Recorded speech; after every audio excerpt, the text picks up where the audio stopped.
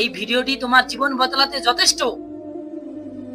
একদা এক রাজমিস্ত্রি 20 বছর একটানা কাজ করে মানুষের জন্য ঘর বানিয়েছে। কঠিন পরিশ্রম, রাত দিন সব উজাড় করে কাজ করেছে।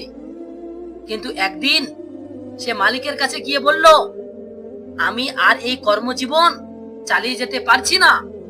আমি পরিবারের সাথে সময় কাটাতে চাই, তাই আমাকে একেবারে বিদায় দিন। মালিক প্রতি উত্তরে বলল, ঠিক আছে, তবে আর একটি বাড়ি তোমাকে বানিয়ে দিতে হবে, লাস্ট বারের মতো। রাজমিস্ত্রি বলল, ঠিক আছে, কিন্তু তার কাজের প্রতি আর আগের মতো আগ্রহ নেই। তার মন ছিল পরিবারের দিকে। মালিকের কথা মতো সে কাজ শুরু করলো।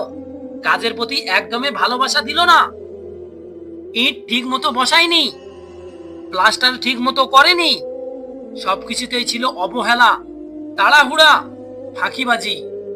ফাঁকিবাজি দিয়ে কাজ শেষ করে সে মালিককে বলল, স্যার, আপনার ঘর কমপ্লিট, এই নিন আপনার ঘর।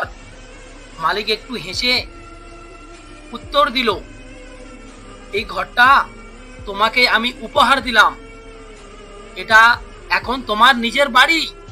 এক মুহূর্ত সবকিছু থেমে গেল। লোকটার হাত কেঁপে উঠল, চোখে পানি এলো, হৃদয়টা বলল, আগে যদি জানতাম এই ঘরটা আমারই, আমি কতই না সুন্দর করে বানাতাম। তাহলে একবার ভাবো তো, সারা জীবন সে অন্যের ঘর সুন্দর করে বানালো, কিন্তু নিজের ঘরটাই অবহেলায় নষ্ট করে ফেললো। ঠিক এইভাবেই আমরা আমাদের জীবন নষ্ট করি। অন্যের জন্য সব দেই, কিন্তু নিজের ভবিষ্যৎটাই বানাই অবহেলায়।